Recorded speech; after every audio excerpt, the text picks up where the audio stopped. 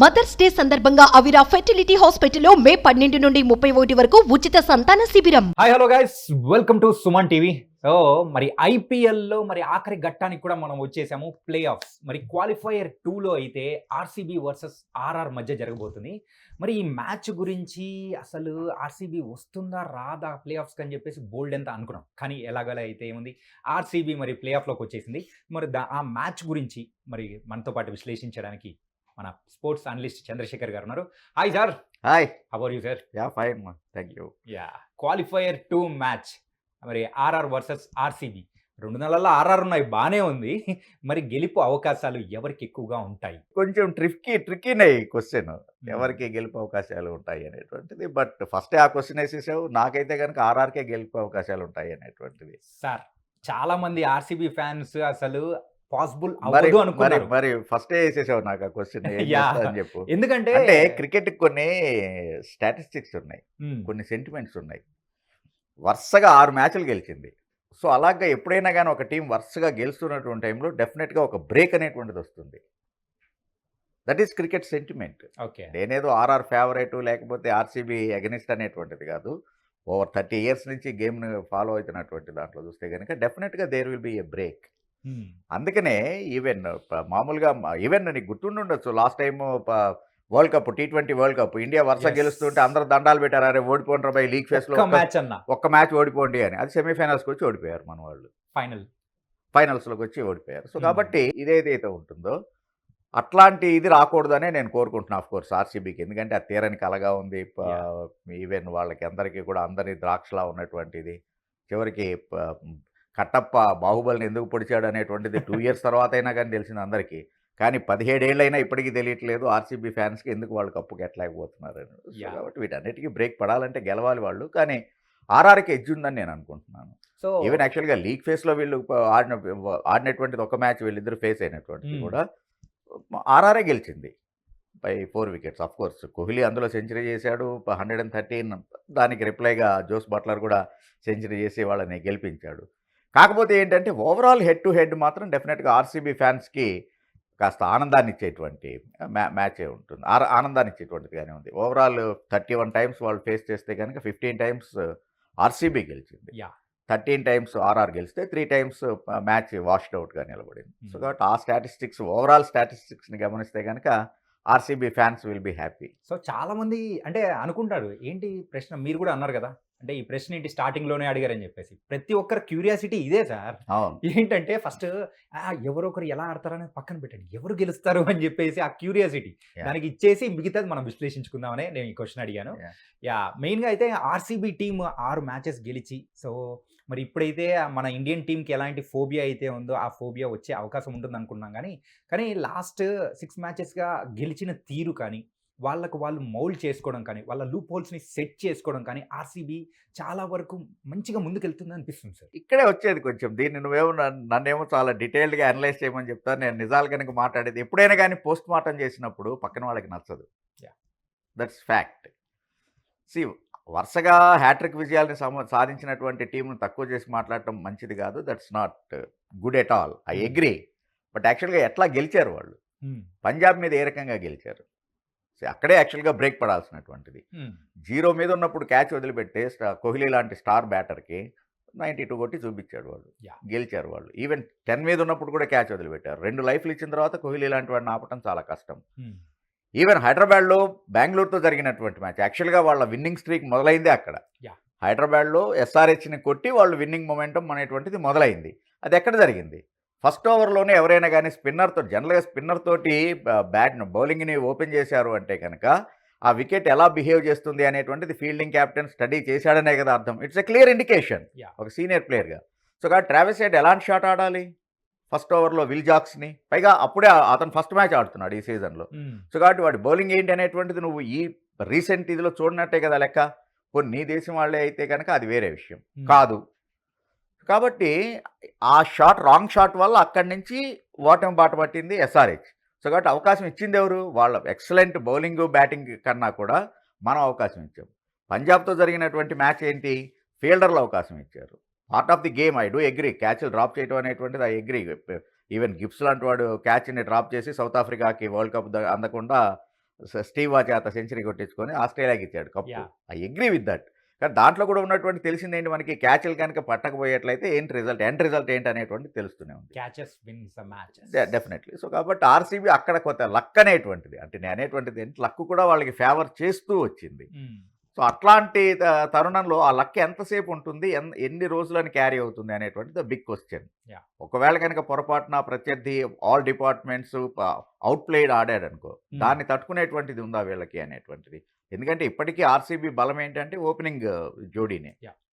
Okay, అటు du Plessis and Kohli ఆడేటువంటి ఆట తీరు మీదే మిగిలినటువంటి ఇది. కోర్స్ ఒక మ్యాచ్ విల్ జాక్స్ సెంచరీ కొట్టాడు, ఐ అగ్రీ. అది కోహ్లీ తోటి కలిపి, కోహ్లీ యాక్చువల్గా ఇంకా 70 మీద ఆగిపోయాడు, విల్ జాక్స్ ఒక blinder, that's a blinder. Century. So కాబట్టి అట్లాంటిది ప్రతి ఆటగాడికి ప్రతిసారి అది సంభవం అయ్యేటువంటిది కూడా కాదు. Even Jacks is not there now. So అందుకని లాస్ట్ మ్యాచ్ అటు దినేష్ కార్తిక్కో లేకపోతే కనుక వీళ్ళు ఏదో ఇది ఆడారు, మ్యాక్స్వెల్ ఒక క్యామీ ఇన్నింగ్స్ ఆడారు అనేటువంటిది వేరే విషయం. అది లాస్ట్కి వచ్చిన తర్వాత ఇంకా సాలిడ్ ఫౌండేషన్ పడిన తర్వాత జరిగినటువంటిది. అలా కాకుండానే ఫస్టే కనుక ఒకవేళ కోహ్లీని, పర్టికులర్గా కోహ్లీ వికెట్ కనుక ఆర్సీబీ కోల్పోయేట్లయితే వాళ్ళు ఎంత ఇదవుతున్నారు, ప్యానిక్ అవుతున్నారు అనేటువంటిది మనకు అర్థమవుతూనే ఉంది. సో ఆర్సీబీలోకి వచ్చినటువంటి, ఆర్ఆర్కి వచ్చినటువంటి అడ్వాంటేజ్ ఏంటి అంటే, బౌల్ట్ లాంటి ఒక, అంటే పవర్ ప్లేలోనే వికెట్ తీయగలిగినటువంటి నేర్పు ఉన్నటువంటి బౌలర్ ఉండటం వాళ్ళకి ఇది. అదే విధంగా యాక్చువల్గా ఇక్కడ స్పిన్నర్ కాకుండా మీడియం పేసర్ ఎవరున్నారు నాకు ఆర్సీబీలో చూపించు, పవర్ ప్లేలోనే వికెట్ తీసేటువంటిది, అట్లీస్ట్ ఫస్ట్ 2 ఓవర్స్లో వికెట్ తీసేటువంటి బౌలర్ని. కొంచెం చెప్పడం కష్టమే. సో ప్రాక్టికల్గా ఇవన్నీ మనం ఆలోచిద్దాం, Yeah, అనలైజ్ right. చేసుకుంటూ వద్దాం మనం. సో ఆ రకమైనటువంటి స్ట్రెంగ్త్ ఉన్నటువంటిది. ఈవెన్ సందీప్ శర్మ, ఆర్ఆర్కి ఎక్స్ట్రా అడ్వాంటేజ్ ఏంటి అంటే, యాడెడ్ అడ్వాంటేజ్ సందీప్ శర్మ. వీళ్ళకి అక్కడ మిడిల్ ఆర్డర్ని మిడిల్ ఓవర్స్లో కంటెంట్ చేయగలిగినటువంటి అట్లాంటి బౌలర్ ఎవరున్నారు? కొంచెం చెప్పడం కష్టమే. ఆర్ఆర్లో ఉన్నటువంటి బ్యాట్స్మెన్ అందరూ కూడా స్పిన్ బాగా ఆడగలిగినటువంటి Yeah. వాళ్ళు. సో కాబట్టి ఇక్కడ వీళ్ళకి స్పిన్ బలం ఉండొచ్చు కాక, ఇప్పుడు మ్యాక్స్వెల్లో లేకపోతే కనుక ఆర్సీబీ విషయానికి వచ్చేటప్పటికి Maxwell and Swapnil Singh May do good better, అంటే ఒక 8 ఓవర్స్ వాళ్ళు కంటెంట్ చేస్తారు అనుకుందాం మనం. బట్ మిగిలినంతా కూడా ఈవెన్ ఆ 8 ఓవర్స్ అనేటువంటిది అదే, దాన్ని ఆర్సీబీ వాళ్ళు బాగానే, ఆర్సీబీ బౌలర్లని ఆర్ఆర్ వాళ్ళు బాగానే నెగోషియేట్ చేయగలరు. సో ఆన్ పేపర్, ఓవరాల్గా ఆన్ పేపర్ ఇప్పుడు చూస్తే కనుక ఆర్ఆర్ఏ కొంచెం బలమైనటువంటి టీమ్గా అనిపిస్తుంది నాకు. యా, కాకపోతే ఆర్ఆర్ లాస్ట్ 5 మ్యాచెస్ చూసుకుంటే అండ్ 4 లాసెస్ ఉన్నాయి, 1 నో రిజల్ట్, అంటే వర్షం వల్ల వాష్ అవుట్ 5 అయిపోయి మ్యాచెస్ విన్లెస్ ఉన్నారు. విన్లెస్ ఉన్నారు. మరి ఇదేమన్నా కొంచెం వాళ్ళని పానిక్ అయ్యేటట్టు ఏమన్నా అహ్మదాబాద్ లో చేసే అవకాశం ఉంటుందంటారా? వరుసగా గెలుస్తూ ఉన్నారు, ఎక్కడో ఒకసారి హాల్ట్ అనేటువంటిది పడుతుంది, అదేమన్నా వీళ్ళకి ఇక్కడ పడుతుందా అనేటువంటిది నా feeling. Okay. And Ahmedabad pitch already మనకైతే మన ఎస్ఆర్హెచ్ అండ్ కేకేఆర్ మధ్య మ్యాచ్ జరిగిన తర్వాత పిచ్లో మనం ఇక్కడ చూస్తున్నాము.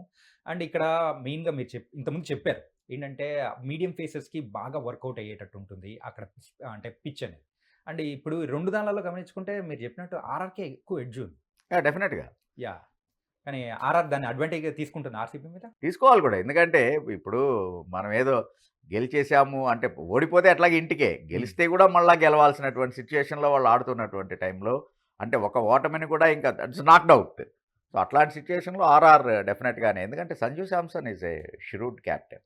యాక్చువల్గా మలయాళీ ఆ బుర్రను ఎప్పుడు కూడా తక్కువ అంచనా వేయలేం మనం.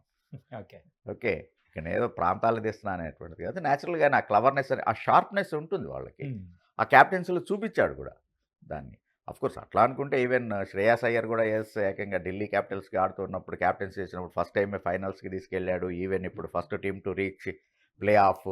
కాబట్టి కొంతమంది క్యాప్టెన్లు వాళ్ళ యొక్క పైకి కనపడకపోయినా కానీ చాపకంద నీరులాగా వాళ్ళ యొక్క హోంవర్క్ వాళ్ళు చేసుకుంటూ వాళ్ళ యొక్క దీని స్ట్రాటజీని ఇంప్లిమెంట్ చేస్తూ ఉంటారు ఆన్ ఫీల్డ్. సో దాంట్లో యాక్చువల్గా సంజు ఈజ్ నాకు బాగా నేను బాగా ఇంప్రెస్ అయినటువంటిది ఈ season Sanju captaincy. Pat Cummins తర్వాత సంజు ఈజ్ ఇంప్రెస్డ్. అండ్ ఒక పక్క అయితే ఆర్సీబీకి విల్ జాక్స్ లేడు, మరి ఇంకొక పక్క ఆర్ఆర్కి అయితే జాస్ బట్లర్ లేరు. సో విల్ జాక్స్ లేకపోయినా కానీ ఒక గెలిచిన అనుభవం అనేది ఆర్సీబీకి ఉంది, కానీ జాస్ బట్లర్ లేకపోవడం పెద్ద లోటేనా ఆర్ఆర్కి? అది మాత్రం నిజంగానే వాళ్ళకు ఉన్నటువంటి ఇప్పుడు నిజంగానే హ్యాండిక్యాప్ అయ్యారు. జోస్ బట్లర్ లేకపోవడం అనేటువంటిది వాళ్ళు హ్యాండిక్యాప్ అయ్యారనేటువంటిది మాత్రం నిజమే. ఇక్కడ ఏమైంది ఏంటంటే ఆర్సీబీకి విల్ జాక్స్ లేకపోయినా కూడా వాళ్ళు ఎందుకు గెలవగలుగుతున్నారు, ఒత్తిడి లేదు అంటే, Du Plessis and Virat Kohli are super form. Du Plessis పెద్ద పెద్ద ఇన్నింగ్స్లో ఆడక్కర్లేదు కాక, కానీ కావాల్సినటువంటి ఫౌండేషన్ వెళ్ళిపోతున్నాడు. 190, 200 స్ట్రైక్ రేట్ తోటి క్విక్ ఫైర్ 25-30 రన్స్ అయినా సరే కొట్టేసి వెళ్ళిపోతూ ఉన్నాడు, ఫౌండేషన్ ఇస్తున్నాడు. కానీ ఇక్కడికి వచ్చేటప్పటికి ఆర్ఆర్కి ఒకటి బట్లర్ లేకపోవడం ఒకటైతే చాలా చాలా పూర్ ఫామ్లో ఉన్నటువంటిది యశస్వి జైస్వాల్. రైట్. మెయిన్ ఒక సెంచరీ చేశాడు అంత మటుకే, బట్ ఫర్ దట్ సెంచరీ ఆ తర్వాత అతని దగ్గర చెప్పుకోగలిగినటువంటి నాకేమీ లేదు ఈ ఏడాది. సో అది వాళ్ళకి అంటే ఓపెనింగ్ పెయిరే వాళ్ళకి ఇబ్బంది అవుతూ ఉంది. అది అక్కడ ఇబ్బంది. అంటే almost number 3 batter captain himself దాదాపు ఫస్ట్ ఓవర్లోనో సెకండ్ ఓవర్లోనో వచ్చి బ్యాటింగ్ చేయాల్సినటువంటి పరిస్థితి కలుగుతుంది. కాబట్టి అది వాళ్ళకి ఆ ఒత్తిడి అనేటువంటిది ఉంటుంది. దాన్ని కనుక ఎన్కాష్ చేసుకుంటూ ఫస్ట్లోనే దాన్ని తీసి ఆర్సీబీ బౌలర్లు నిజంగానే ఒక 2-3 వికెట్లు కనుక తీయగలిగేట్లయితే ఇంకా ఆర్సీబీని ఎవరు ఆపేటువంటి పరిస్థితి లేదు. ఎందుకంటే వాళ్ళకి బ్యాటింగ్ డిపార్ట్మెంట్ ఇప్పటికీ కూడా స్ట్రాంగ్గా ఉంది. ప్రతి ఏడాది ఆర్సీబీకి ఉన్నటువంటి స్ట్రెంగ్త్ అదే, బ్యాటింగ్ స్ట్రెంగ్తే. ఈసారి మరీ బలపడినట్టుగా కనబడుతూ ఉంది అది. సో డెఫినెట్గా ఆ వీక్నెస్ అనేటువంటిది అంటే ఆ లోటు ఆర్ఆర్కి రేపటి మ్యాచ్లో కూడా కనబడుతుంది. ఫైనల్ క్వశ్చన్ సార్, ఏంటంటే ప్లే ఆఫ్లో అంటే ఇప్పటివరకు గ్రూప్ స్టేజెస్లో ఆడిన మ్యాచెస్ ఒక ఎత్తు అయితే ప్లే ఆఫ్లో ఆడే మ్యాచెస్ మరి వాళ్ళ అప్రోచబిలిటీ అనేది కూడా చాలా డిఫరెంట్గా ఉంటాయి. మరి భారీ స్కోర్లు చూసే అవకాశం ఏమన్నా ఉంటుందంటారా ఈ ప్లే ఆఫ్లో? ఈవెన్ అహ్మదాబాద్లో ఆడుతూ ఉన్నాం కాబట్టి అహ్మదాబాద్లో కూడా యాక్చువల్గా 180-190 is for sure. Close to of course 200 వెళ్ళేటువంటి ఇదైతే చాలా షూర్ ఉంది. ఎందుకంటే ఇన్నోవేటివ్ షాట్స్ అంతకుముందు ఒకటేదో ప్యాడల్ స్వీప్ షాటో లేకపోతే పిచ్ హిట్ ఇట్లాంటివి చూస్తేనే అబ్బా అనుకున్నాం. ఇప్పుడు ప్రతి వాళ్ళు కూడా అదే ప్యాడల్ స్వీప్ వికెట్ కీపర్ నెత్తి మీద నుంచి సిక్స్లు కొట్టేటువంటి ప్రాక్టీసులు చేస్తూ ఉన్నారు. ఈవెన్ క్లాసెన్ నిన్న పోస్ట్ మ్యాచ్ ప్రజెంటేషన్ ఇంటర్వ్యూలో కూడా అదే అన్నాను, పర్టికులర్గా నేను సిక్స్లు కొట్టడం మీదే కాన్సన్ట్రేట్ చేశాను నేను అనేటువంటిది. సో అందుకని close to 200 definite. Yeah, so thank you sir.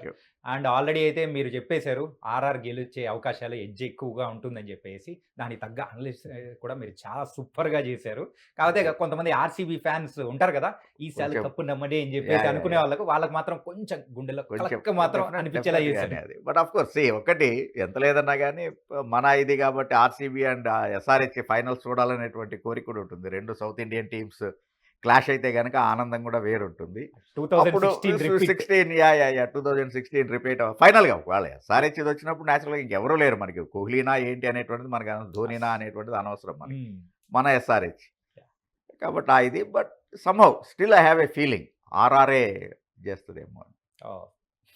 RR and KKR నిన్న వాషౌట్ అయింది కదా, సో కాబట్టి వాళ్ళు క్వాలిఫైయర్ 2లో ఆర్ఆర్ అండ్ కేకేఆర్ ఆడతారు అనేటువంటిది నా ఫీల్. ఎలిమినేటర్లో అయితే వాళ్ళిద్దరు ఆడతారని చెప్పేసి మీరు అనుకుంటున్నారు. సో మరి ఏమవుతుందో ఏమో మరి వేచి చూద్దాం. సో గైస్, మొత్తం మీద అయితే మరి సార్ మన చంద్రశేఖర్ గారు చెప్పినట్టయితే ఆర్సీబీ కంటే ఆర్ఆర్కే ఎడ్జ్ ఎక్కువగా ఉంటుందని చెప్పేసి క్లియర్ ఇన్ డీటెయిల్గా అనలైజ్ చేశారు. కొంతమందికి మీరు హట్ అయి ఉండొచ్చు, కానీ అలా ఉంది. కానీ మ్యాచ్ రోజు ఏం జరుగుతుందా ఏంటి అనేది కూడా చూద్దాము. సో ఫ్యాన్స్ అందరూ కూడా యాక్టివేట్ అయిపోయింది క్వాలిఫైయర్ 2 మ్యాచ్ కోసం. సో ఇది ఇవాల్టి ప్రోగ్రామ్. మరొక ప్రోగ్రామ్తో మళ్ళీ కలుద్దాం. అందరూ take care. This is Chanakya. See you. Suman టీవీలో మీ పర్సనల్ అండ్ బిజినెస్ ప్రమోషన్స్ కోసం కింది నెంబర్కి కాంటాక్ట్ చేయండి.